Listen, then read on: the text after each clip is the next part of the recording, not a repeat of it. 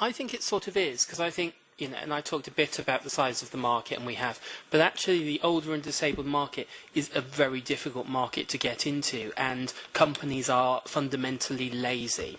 Why would you bother targeting these groups of the population when you can go for 18 to 35-year-olds, make loads of money with big margins, not have to bother about anything?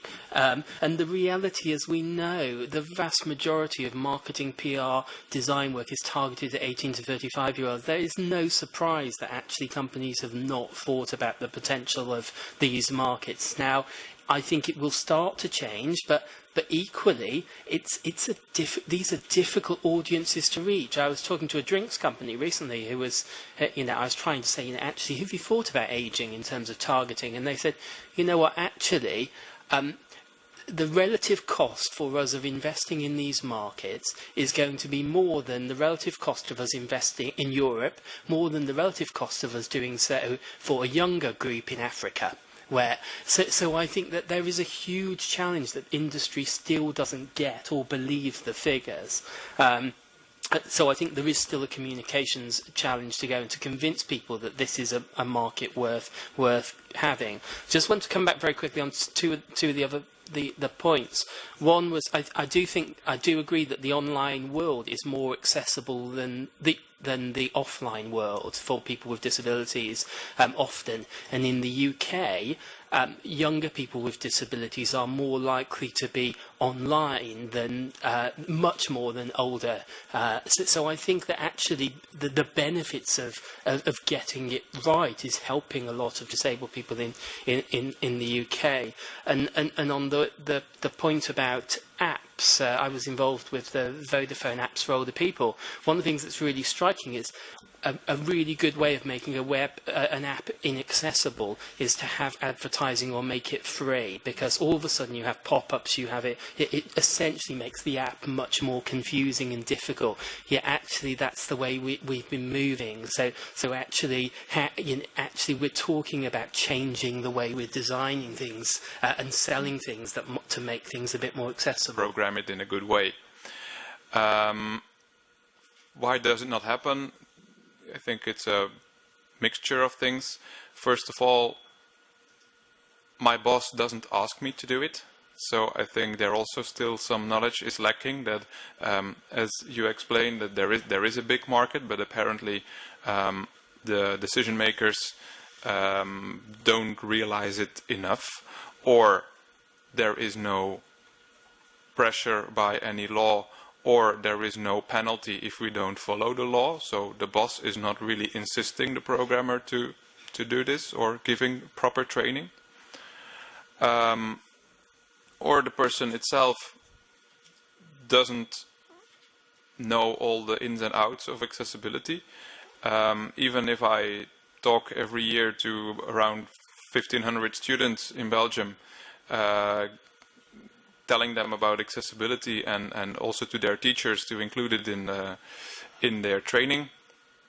We still see people on conferences. We went to speak on a general ICT conference about accessibility, and people still say, "Oh, we didn't know."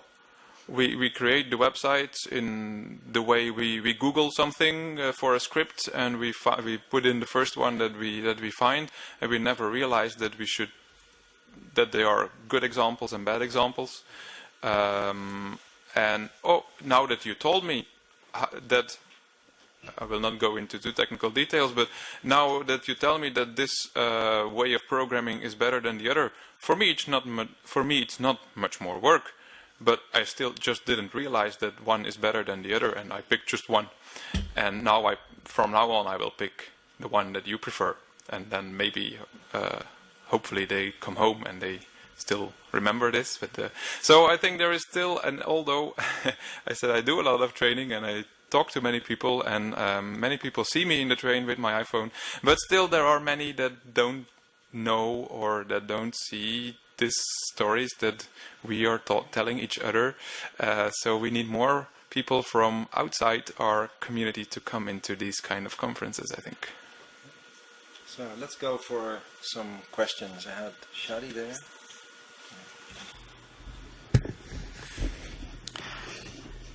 Yeah, I think those are really interesting perspectives. I am just wondering about the difference of the business case between a business case for an individual organization, and I fully agree with you that the organizations will be looking at the bottom line, and that's nothing bad. That's their job. They're trying to succeed on the market. And there are accessibility aspects that have high return on investment, to put it in those terms. But there are, and depending on the organizations, depending what your product is or whatever, or service you're providing, there might be other accessibility features that have less return on investment. So I think if we only go on, if we talk about the business case on business level, then we might have some cherry picking of the accessibility features or requirements that have most return on investment and dissatisfy other users that really need other aspects. But if we look at the business case on a societal level and say, does it cost more for Europe to have people with disabilities who are unemployed and are not able to get access to work or education or something, versus investing less money in providing accessible classrooms and accessible workspace and so on? Where is the business case and on that aspect? So I think there are two business cases here that I'm hearing being kind of a bit conflict or mixed together. What do you see as most effective ways of complaining and turning that complaint into a design change? Are there new ways of doing it, or how much support do you get from the organizations for people with disabilities to help you in your case and effect change? Again, if we have to complain, we are too late. So again, education to avoid. But what bothers me most about complaining is that you complain about one instance of a problem, and that instance will get fixed, but that's one person learning at that moment, and probably next time that he does the same thing, he will try to avoid that same little error. But I would like to find ways to be earlier in the process, to do things that have more impact than one app being fixed. But I'm sure that apps or websites are not built from zero. Programmer doesn't start to write with an empty paper and start all the code. He uses existing codes for buttons, for certain procedures, and we should find ways to get these building blocks, these modules, fixed rather than individual instances of them. I don't know if you... Yeah, and can I just agree with your point down here? Certainly very much agree. I think in answer to your question, in the UK, and this came up this morning, we do have legislation that is relevant. We have the Disability Discrimination Act, and it completely backs up your point here, because essentially, and you could say perhaps the UK's position in the chart might be down to this. I don't know if it's true or not. The problem we've got in the UK with things like the Disability Discrimination Act is case law, that, as you say, what happens is someone designs a terrible website, someone complains about it, they fix that single website, it never goes to court. So what we don't then have is the case law that actually says you can do this and can't do that. So I think certainly in the case of the way the UK works, it's slightly more difficult, and I think if there was some form of system where you could flag some of these in a potentially useful way, and I don't know how businesses would like that feedback, I'm sure users would welcome it.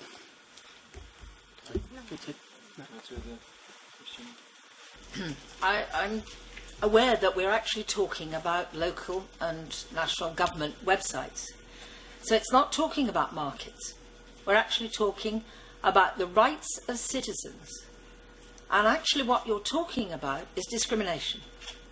And what we have to do, I mean, I don't disagree with the market argument, go for it.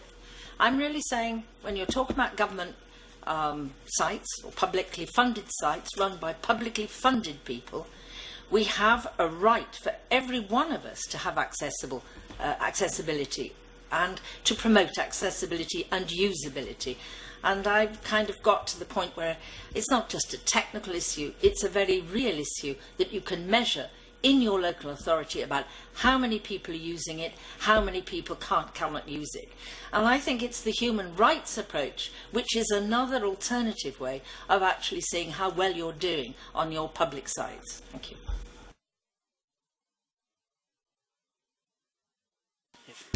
Yeah, I absolutely agree with you. I don't want you to misunderstand me when I insisted in the part of the market. I think that part is essential, but as well, as you said, we are talking about rights of citizens. And we cannot avoid that. We cannot look around and pretend that we don't see what's going on in here. I mean, I absolutely agree with you at that point. I just wanted to add that I once 4 or 5 years ago I gave maybe a bit more a presentation to some local government officials in the UK, and talking about how you engage with older people, and someone came back to me afterwards and said, we've got this real problem. We've got these one-stop shops, and they're full of older people who keep coming and asking us questions. It's a real pain. What can we do to get rid of them? And he basically said, well, what we've done here and I won't say which local authority it is we thought the best thing we could do to stop them keeping on phoning and coming and seeing us is send them DVDs. At this point in time, I have to say, ownership of DVD players by people over 65 was very low. But also, and you probably, those of you who don't know the UK market, it was about the same time where every week you could have gone and bought a national newspaper, and with that national newspaper got a free DVD of a film. You'd have to be terribly bored to want to watch a local authority DVD about when to take your bins out, when you're being offered, who knows, 50 Shades of Grey, whatever. Actually, we've just got this. I think this is the problem, that actually the people making some of these decisions just don't realise. Oh, we've got all these people in this line. It's not good for them. Let's throw them at this website. Don't care if it doesn't work. Let's throw them at this DVD. That'll get them out of our offices. And I think the challenge is changing attitudes and making people just think about some of these things. And it's good, well-intentioned, but I think sometimes it just fails because people don't think about the practical side of it. Hi. I'd like to follow what Detlef said as well, and Bart's point about complaining, because this seems to me the only way we're going to do it. Local authorities have got no financial incentive to do it, and I've given plenty of talks to people who work in local authorities and housing associations. And they come up and say, oh yes, we understand the accessibility, but my boss won't fund it, or some other reason. And we can't get to the top. And you only get to the top, I think, if you start really, if there's a large amount of complaints. Now, I'm sorry that Bart has to do it by himself, and I'd like to think at the point where if organisations like charity or organisation for the blind people, or organisation for disabled people generally, those organisations could take the responsibility for making the complaints. So that instead of Bart having to do the complaint himself, he could just make a note to, I've just come across this particular problem, and then they would do it for him, because it's a big problem. It's too big for one person or one-on-one to do. It needs a more of an organisational approach to it. Thank you.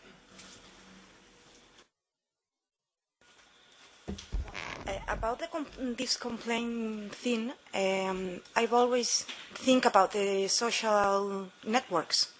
I mean, in social networks, it's like everybody can say whatever they want.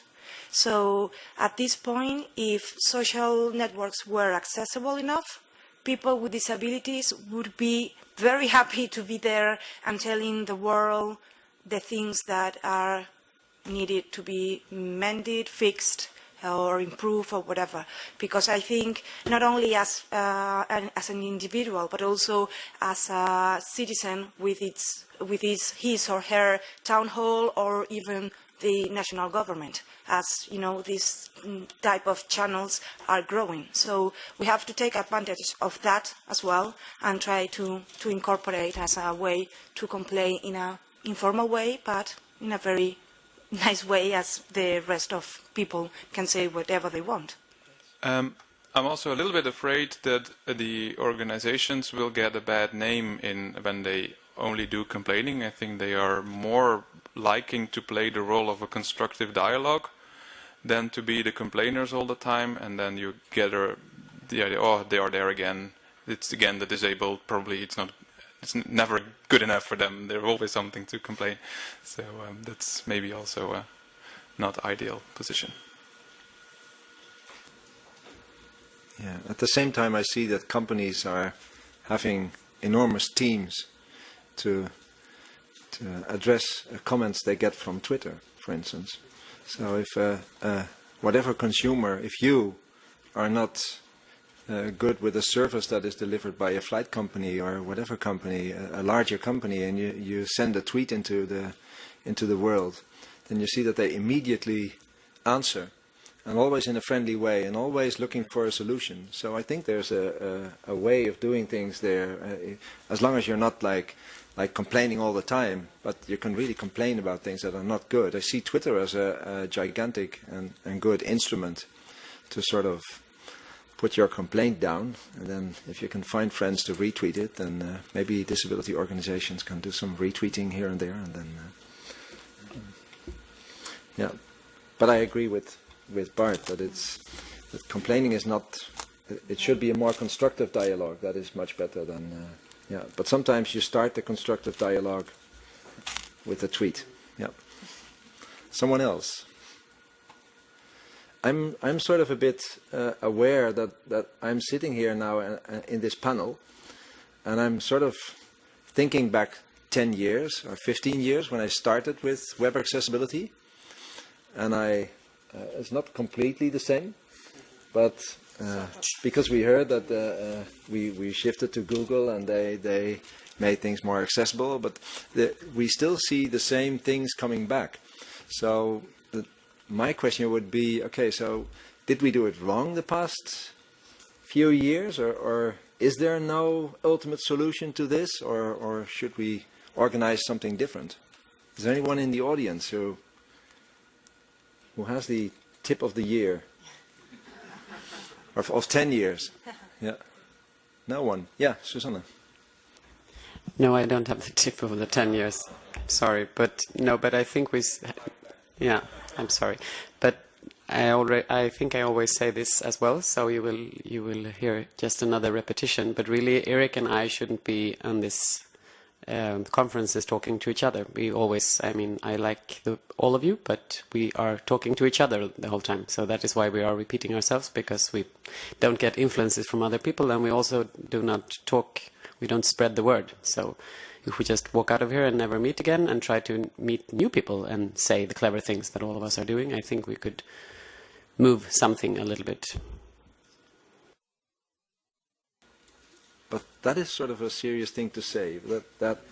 Do you agree with that? No. Although I've got a very guilty, I suppose I feel slightly guilty about the fact that, other than statistics, I'm essentially using the same slides as I was using 15 years ago, and I think that is depressing. Yeah.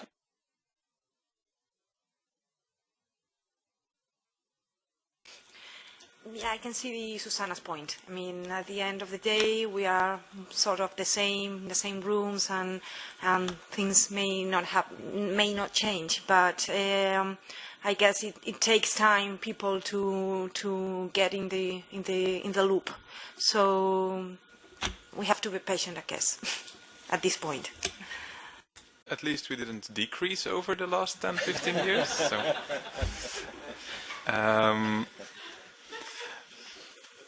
And I'm indeed still surprised that if we talk to fresh people, that they are already surprised that people do use the tab key on the keyboard and that they never tried it themselves. So it can be very simple, but still we need to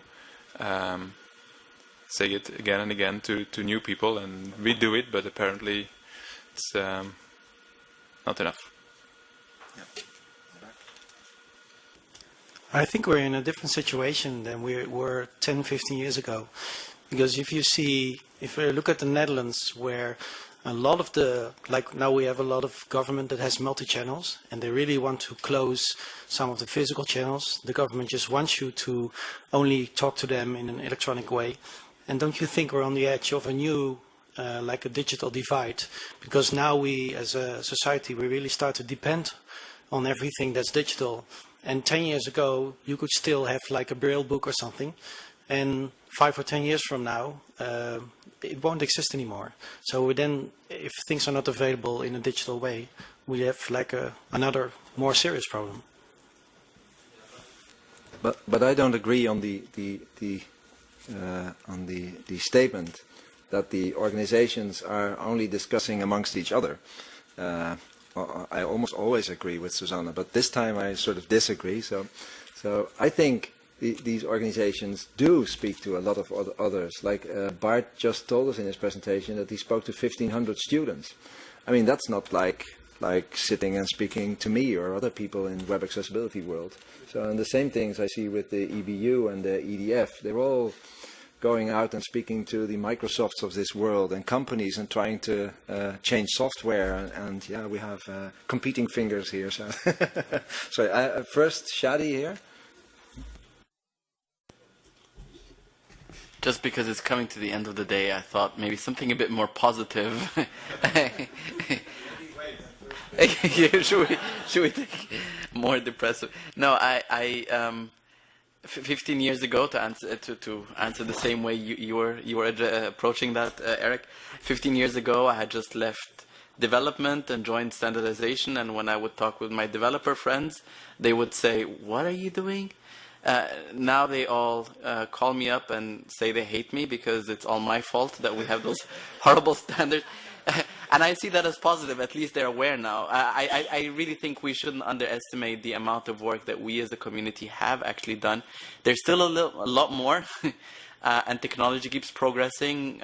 We're now, even beyond mobile. We're looking at the web of things and how to make, this future technology is not even here yet, accessible. This is what we're trying to deal with at W3C and other organizations. So there's still a lot more work and it won't get less, but we have accomplished a lot. I think we should also recognize that. Hi, I'm Christoph Strobbe from the Stuttgart Media University.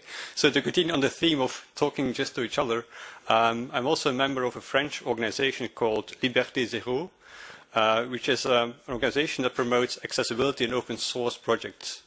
So what we do is we go to conferences, but we insist on not having our own session, accessibility session, or our own track. But we submit talks to the content management track, the e-learning track, the desktop track, or whatever it is, and that's where we present about accessibility or teach tutorials, etc. So that's a way of reaching out. Thanks. Can I just come back on this point? I think